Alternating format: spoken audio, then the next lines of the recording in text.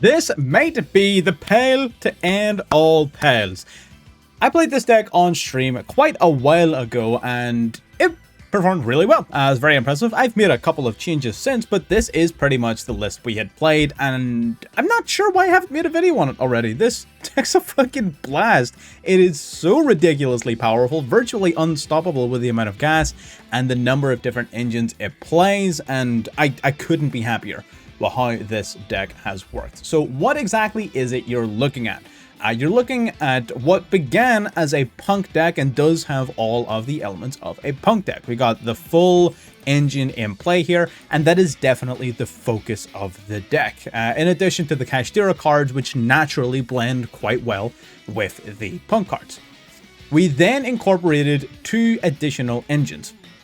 One being Fiendsmith. Fiendsmith, for obvious reasons, it is a brutally powerful deck that loves to be splashed into any deck that can throw a couple of monsters on a board for Moon and combo off of that. Fiendsmith in particular is extremely useful in this deck because it helps the deck play through Duel and Lockbird, which is one of this deck's largest weaknesses. So the Fiendsmith is there as not only because we can play it and the cards are very good and cool and afford us a lot of non-normal summon based starters, which is very nice for any pale deck, but most importantly, it is sort of the deck's only real way of playing through Duel and Lockbird, so that is definitely worth bearing in mind. And then the other engine we're playing is the Millennium engine, which was the real kicker for this deck for me, because there's a couple of pretty interesting things about this. Similar to the Millennium's introduction into the Snake Eyes deck, what it does is it allows you to very easily go into Moon of the Closed Heaven if you need to. It puts a couple of monsters on board, and that's all well and good. But more importantly for this particular deck, the spam of the level 8 monsters, not only from Sengenjin himself, but also from the Snake Eyes Doom Dragon, means that summoning the Hope Harbinger in addition to the rest of your end board is significantly easier now, and the paying of life points and the presence of a spammable level 8 monster means that the Psychic End Punisher becomes so much stronger whenever you start introducing the Millennium cards. You can very, very quickly drop your life points all the way down for one of the biggest Psychic End Punisher turnarounds that the world has ever seen. So every part of this deck fits into the Punk Fiend quite nicely. I guess the furthest one out is Fiendsmith, but like I said, Punk and Punk hybrids hard die to Duel and Lockbird, and they're also very capable of playing the Fiendsmith cards. So again, it's one of those situations where if you don't want to play Fiendsmith, all you're doing is guaranteeing an L every time someone activates Duel, which I'm not going to do. So do with that information as you will. I'm going to talk more about the particular construction of the deck at the end of the video, so stick around and I'll take you through a full profile of all of the cards you're looking at, the methods we were using when we were building it, some of the logics and ratios. I'll sort of break everything down quite nicely, which might take a while because it's a big ass deck.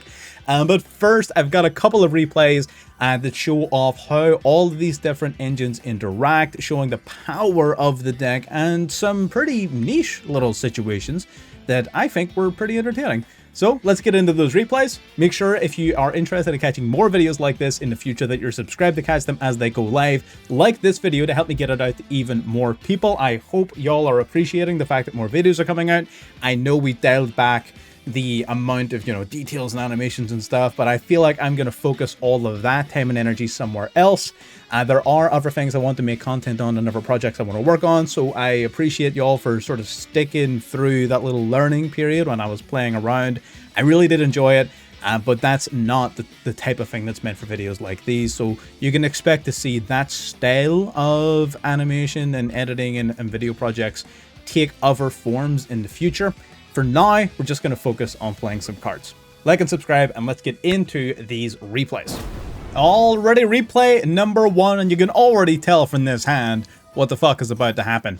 They're going to go for Maxx C, which definitely sucks. So we're not going to be going hella hard this game, at least not right away, but bear with me. We are going to go for the Ogre Dance here, just on the off chance he has something like an Ash in his hand. We're going to grab the Madame Spider. We're going to special summon Unicorn. We're going to give him a singular draw because Unicorn's a pretty amazing card. Allowing us to snipe out of the extra deck and such is very good. We're going to go for the Dangerous Copy here off the normal summoned Madame Spider, setting 2 cards, and we're going to pass. We give him 1 draw, and ultimately we kind of have two pseudo sort of 3 interruptions. We got the Ghost Ogre, which we summoned off of E-Telly, and we got the Dangerous Gabu, The Unicorn then being able to snipe a card out of his extra deck is going to be especially handy against a matchup like this, where we're going to snipe key cards. And then the Ghost Ogre is great in the blue eyes because destroying True Light prevents him from starting any combos off of Maiden. We're going to get rid of the Ultimate Spirit Dragon here. In particular, when it comes to the blue eyes match, the Ultimate Spirit Dragon is one of the best targets because they often play multiple copies of their low link rating monsters. And there's no real point in sniping anything other than it, because the way the deck likes to work with the Crimson Dragon and such, the Ultimate Dragon is the catalyst for the Crimson Dragon to get into the other 12. So what we've effectively done is we've shut down like 3 or 4 cards out of his extra deck by banishing 1. So that's why Unicorn is so powerful in so many different matchups.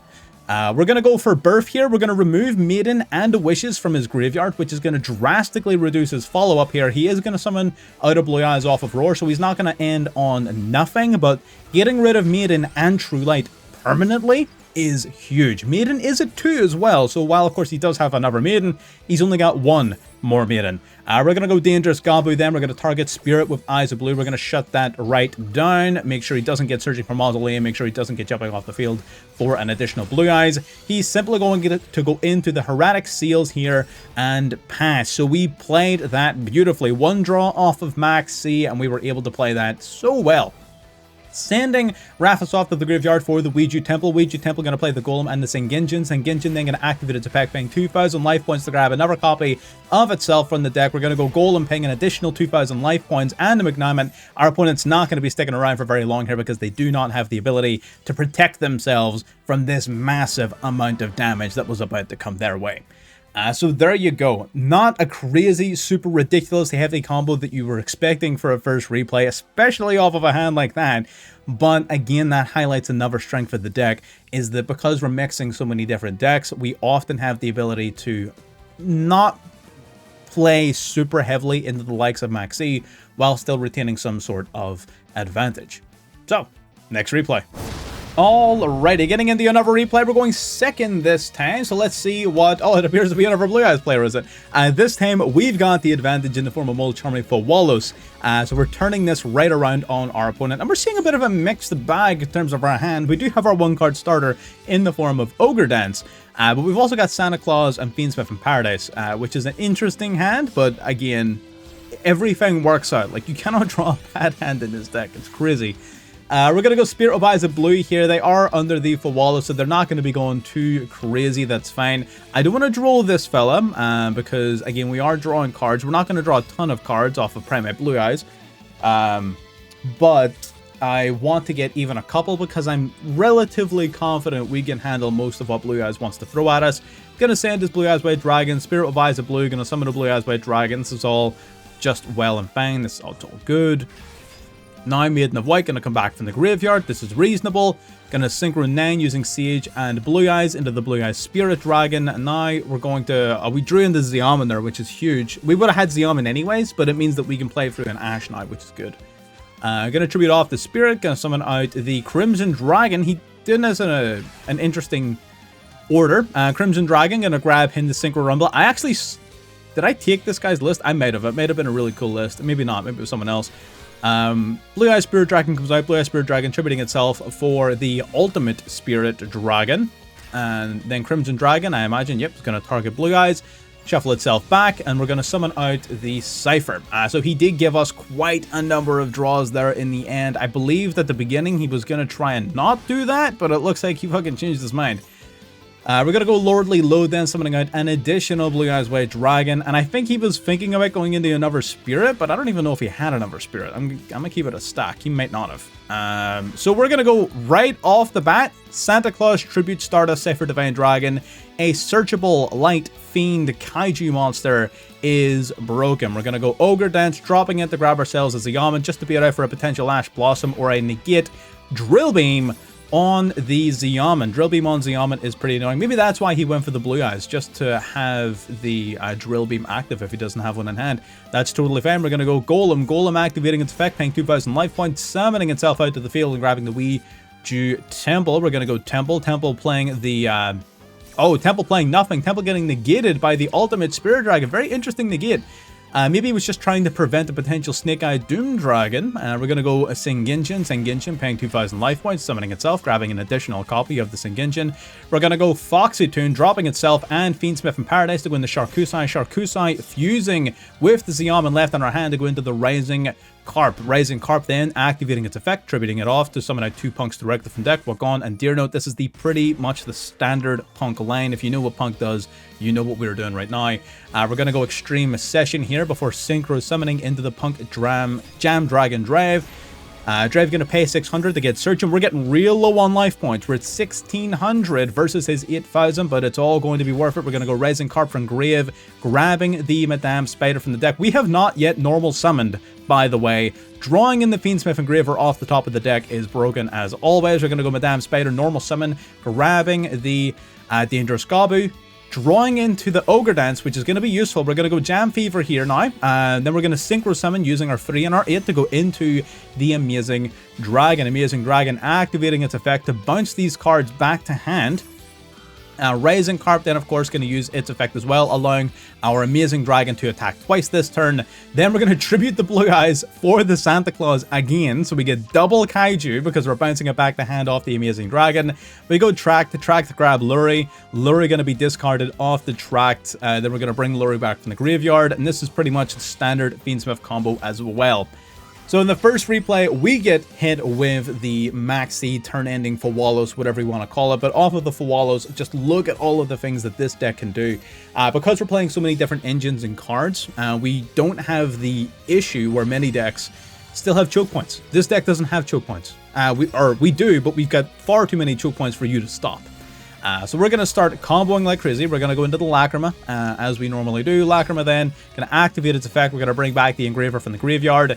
I can't remember if we go Caesar here. I think we might actually, yeah, we just get aggressive with it. So we do. We're going to go Engraver, sending itself into Santa Claus to the graveyard. Yeah, into the battle phase. We don't even waste our time continuing the combo because I could combo literally forever with this deck. But we've got, like, way too much damage on our board. I don't know why he sat through the entire game just to surrender, like, right at the very end. Like, just let the last attack happen. But that's what that's kind of what the deck, if you manage to keep up with that game, you get it, right? If you kept up with that, you get it. This is a Pale deck. This is what Pale decks do, and when they work, they are beautiful, and this deck works. Of course, we were assisted by the Mulcharmy, but even judging by our opening hand, we would have had a pretty decent chance of being able to play through our opponent's board. They didn't have to play that heavily into Fawalos, but they did. Sucks to be them. Next game. Alrighty, getting into the next game here. Mixed bag of a hand. We're going to go Ogre Dance from the hand to grab a copy of the Almond. We're going to activate the Ouija Temple.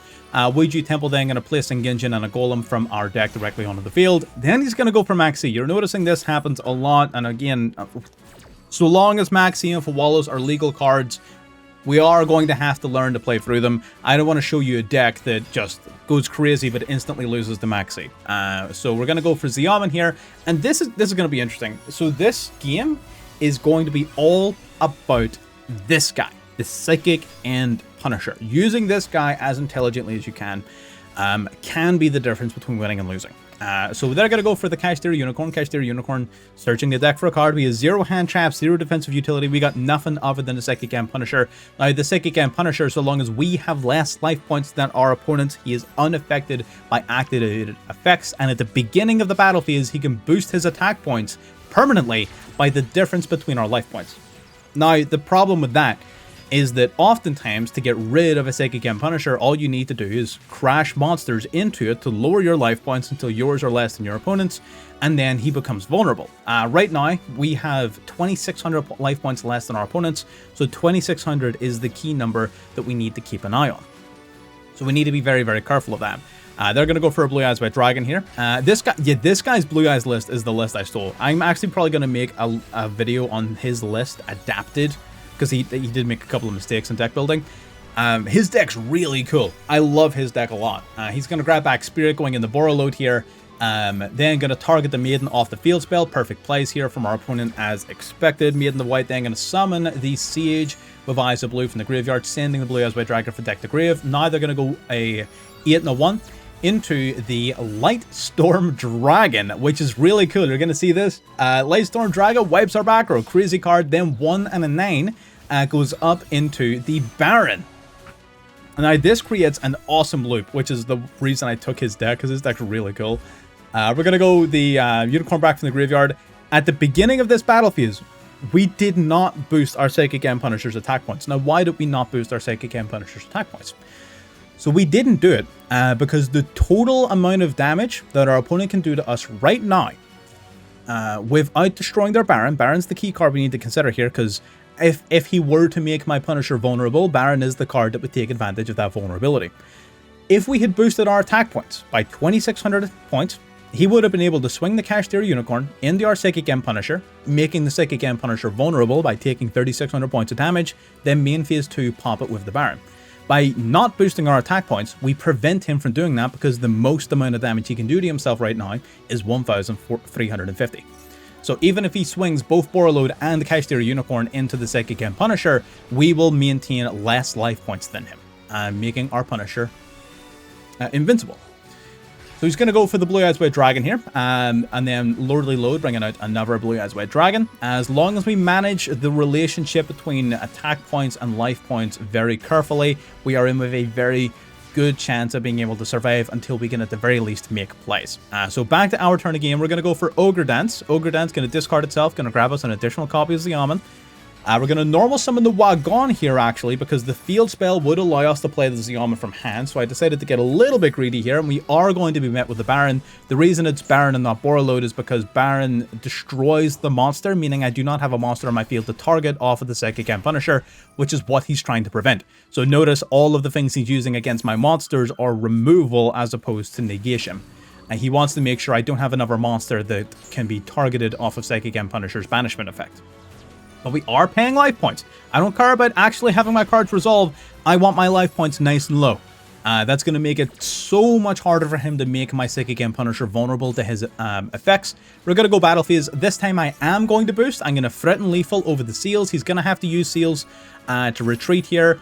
True Light is also going to set a card onto his field from the deck. And again, we're in a position where if I punch either of his monsters, then we're in a position that we're going to be vulnerable. So we decide we're not going to hit anything. We're going to pass turn back to our opponent.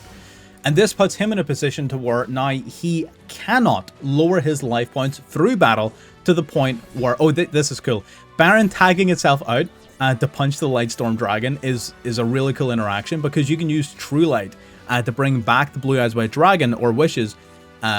Revival of the Blue Eyes White Dragon then triggers Maiden to come back from the graveyard, and then Maiden plus the Lightstorm Dragon goes back in the Baron again, and you do that loop every single turn. So you get an Omni Negate, and then you pop a bunch of back row, and then you switch and get an Omni Negate again, and then you pop a bunch of back row, and it's just really cool. I really like that. But yeah, effectively what we've done is we've made it impossible for our opponent to lower his life points through battle to the point that makes my Psychic End Punisher vulnerable. Because he's going to summon a whole bunch here. He's going to go Blue Eyes White Dragon, blah, blah, blah. Bringing out Maiden. Wishes then going to banish himself in the graveyard, equipping on the Neo Ultimate Dragon. Going to go in the Baron here again, into the battle phase. And at the beginning of the battle phase, I boost myself up to 13,000 attack points, meaning it doesn't matter what he attacks with, he will always lose the game on attack declaration. He knew that, and he quit. So that is that. A very simple game, but it shows the power of the Psychic End Punisher. I feel like in the last couple of Punk videos I've made, the Psychic End Punisher has not gotten enough love. This card and games like this are why this card is in the deck. Crazy powerful if used correctly. Alrighty, and our fourth and final replay. We're going to start off with the Pressure Planet. We've already got the Unicorn, so I'm going to grab Fenrir. Gonna go Unicorn's Effect, grabbing us the Cashteer Birth. Now we're gonna go for the Foxy Tune, discarding itself and the Fenrir to grab ourselves the Zeoman. And now we're gonna use the Cashteer Birth just because. Now we're gonna use the Zeoman and the Unicorn to go into the Moon. Now this is why we're not playing Baron, and I know I'm gonna talk more about this at the end of the video. We are not playing Baron, and I understand that in specifically situations like this, Baron is very, very useful. But we're not playing it. We're playing Moon instead to go into the Fiendsmith line. We're going to send the Engraver. We're going to go Engraver in Graveyard, targeting the Moon to summon itself back to the field. This is all very standard Fiendsmith stuff. You've all seen it a million times before. We're going to go Link 2 now with these two into the sequence.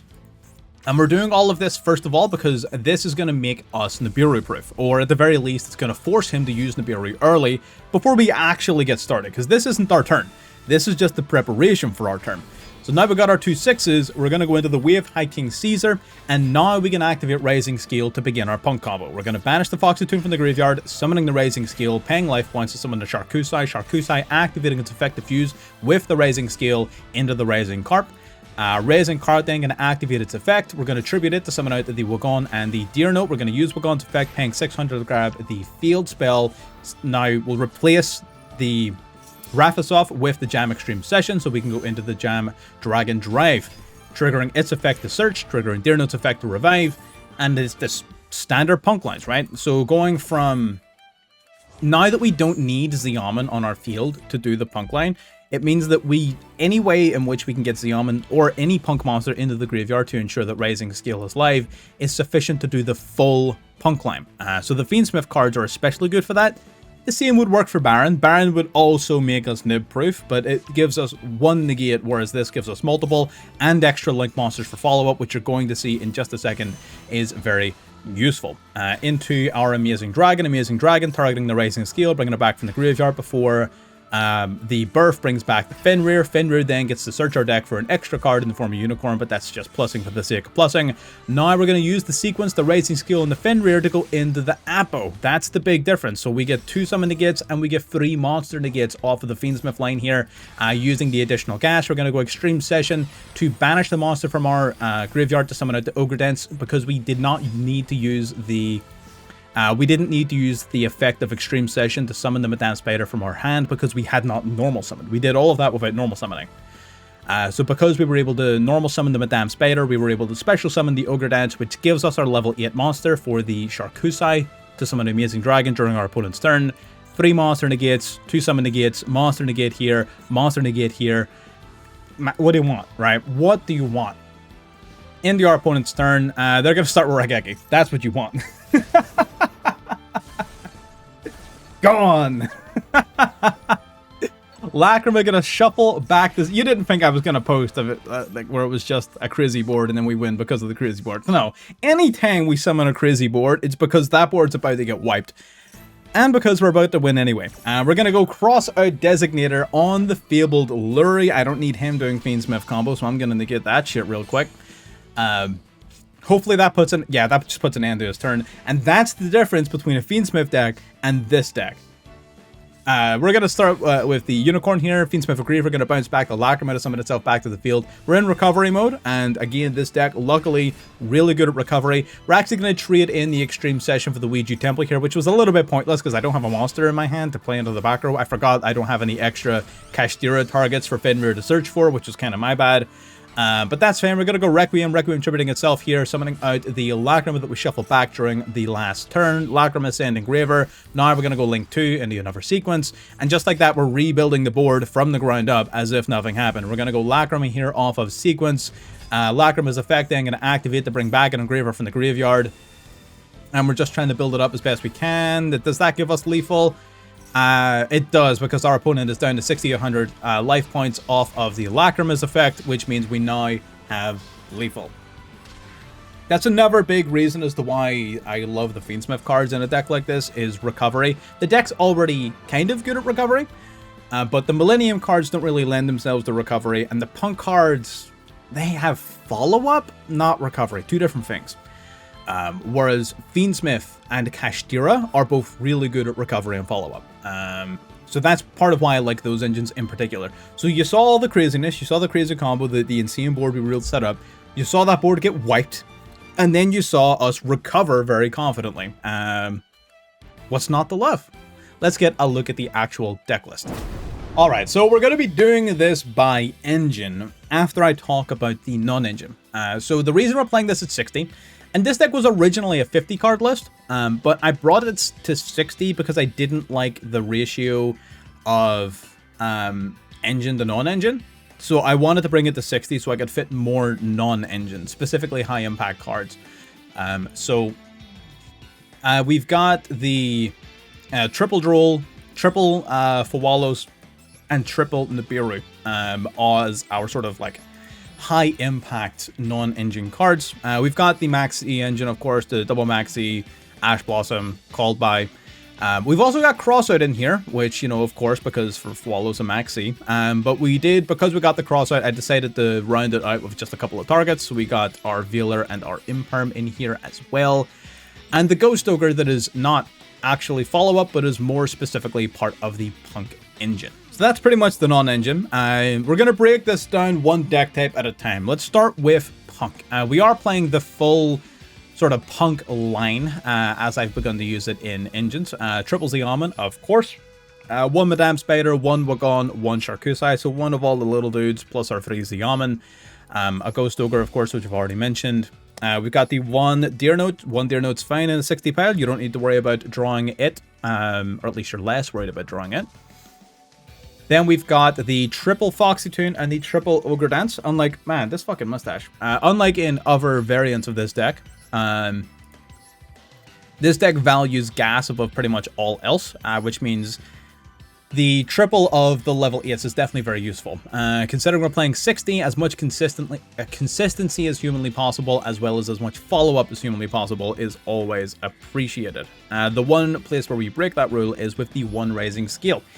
Because we're playing so many non-P.U.N.K cards and non-P.U.N.K engines, you only really want to see Rising Scale after you've searched for it, because that's when you can guarantee it's going to be useful. There's going to be a lot of hands where I had a Rising Scale and no other P.U.N.K cards in my hand, so it just felt a little bit bad. So Rising Scale felt most useful when searched for, so I don't see a reason to play more than one of it, especially considering it's not like you need to have it in your deck until a particular point in your combo. If you open it, you open it.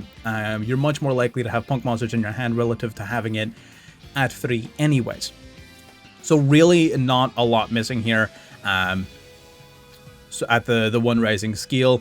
And then we've got one copy of Extreme Session, one copy of Dangerous Gabu, and 3 copies of the Emergency Teleport for obvious reasons. So P.U.N.K engine's pretty self-explanatory. If you've ever played P.U.N.K before, that will make sense to you.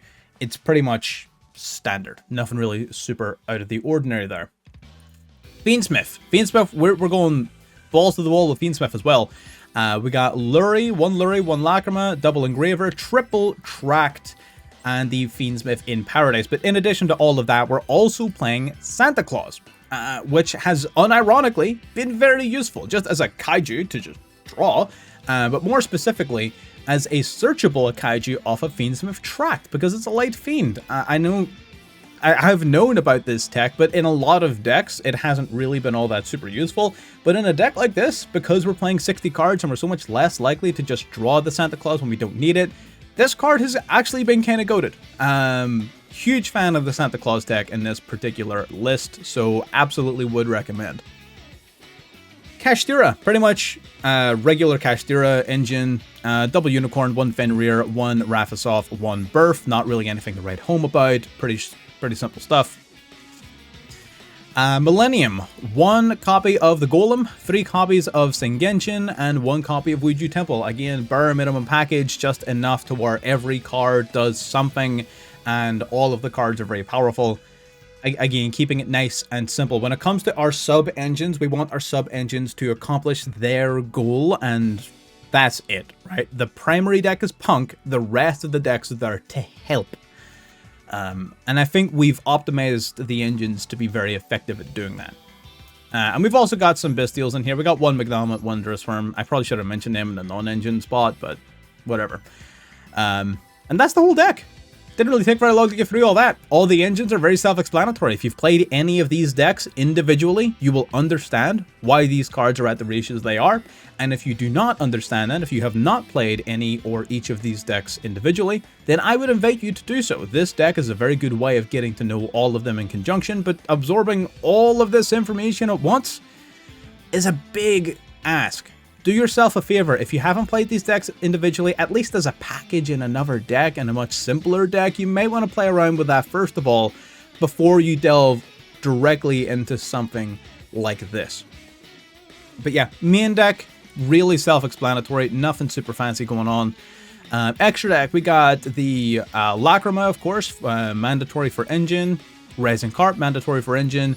Desiree, mandatory for engine. We've got the Snake Eyes Doom Dragon, which is a large part of why I love the Millennium cards, because getting the extra level 8s, not only is this card actually kind of great going second for its actual effect, it's primarily here as a way of utilizing the back row space for the additional continuous. Basically, the way it works is, of course, the Ouija Temple is going to place a monster from your hand into the back row as well as an additional Millennium card, right? And then the Fiendsmith Requiem is going to equip itself on one of your Fiendsmith monsters. So the idea is that once Ouija Temple has had your random monster placed, plus the Fiendsmith Requiem is in your back row, you can send both to the graveyard to summon out the Snake Eyes Doom Dragon. So that's just an additional extender, and because it's a level 8, it's very good at either A, going into Hope Harbinger, or going into the assisting with gas for the Moonlane, or helping with an Apo, or just being the level 8 materials for a Sharkusai to go into a level 11 Synchro Summon. All in all, really loved the Doom Dragon. It was between Doom Dragon and Baron. I'm going to be honest. It was between Doom Dragon and Baron. I chose the Doom Dragon. And as much as sometimes I wish I had Baron, I would pick Doom Dragon every day of the week, for sure. Jam Dragon Drive, you need one of it. Amazing Dragon, you need two of it. You do need two of it. It is non-optional. Psychic M Punisher, you saw it in the replays. Bro wins games by himself. He's the fucking GOAT. Caesar, for obvious reasons. Hope Harbinger is our rank 8 of choice. If you have a different particular rank 8 that you would like, you can put it here. I've explained in previous videos, I like Hope Harbinger because we already have 4 million different ways of interacting with monsters on our opponent's field. I would like the way to stop, I don't know, a Raigeki from destroying my entire board. So yes, I am choosing Hope Harbinger, and I'm going to try and summon it more often because fuck that. Jam Fever, mandatory for engine. Requiem, mandatory. Closed Moon, mandatory. Sequence, mandatory. And Apo is just great.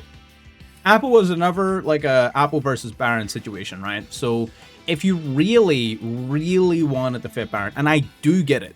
I get it. You see 7s, you see 3s, and your little fucking speckled Yu-Gi-Oh heart cries out for a level 10 synchro. I understand. One of these two, Doom Dragon or Apo. Drop one, put in Baron. The rest of the cards you pretty much need. Unfortunately, it's not super optional. I personally like these cards better. I think Apo takes much better advantage of the fact that Sequence is going to be a link 2 and you're capable of generating so much additional gas that Apo, providing multiple negates, even if they are exclusively monster negates, provides perhaps more consistent value than a Baron. The Snake Eyes Doom Dragon provides too much versatility to my end board, as well as being an additional interruption going second, placing a monster your opponent controls into the back row, that I find it very difficult to give this card up. Plus, look at this. Look at this guy. What the fuck? This card's sick as shit. But yes, that's the situation. If you really, really cannot live without Baron, replace one of those two. I personally really prefer these two. I think that the Apple provides more overall value and it's easier to summon in more situations, because as much as, yes, you're going to find yourself with a Unicorn and a Xiamen on the board, this is a 60 card deck. How often do you think you're going to be seeing those? You do play a couple of Kashtira cards, you play 4 in total. It is going to happen, I guarantee you, it will. But more often than not, you're going to be using the Millennium cards to go through a Fiendsmith package, or you're going to have the Tract in hand to add all of these extra monsters onto your board. And you're going to be in the situations where you have surplus of resources much more often than you're specifically going to have a Kashtira monster. So that's why I chose those. Do with that information as you will. I know some of you are going to choose Baron, and I totally respect it, but you're wrong. Anyways, that's pretty much me. That's everything I've got to talk about. If you have any ideas or suggestions or questions or anything like that, of course, leave them down below, and I'll try to get through all of them as best I can. You can see above me right now 2 additional videos, one of which was my most recent post, and the other one is suggested by YouTube because they think they know you. So click on that, see if they're right, see if they're wrong. that's everything from me. Like and subscribe, and I'll catch you next time. Bye bye.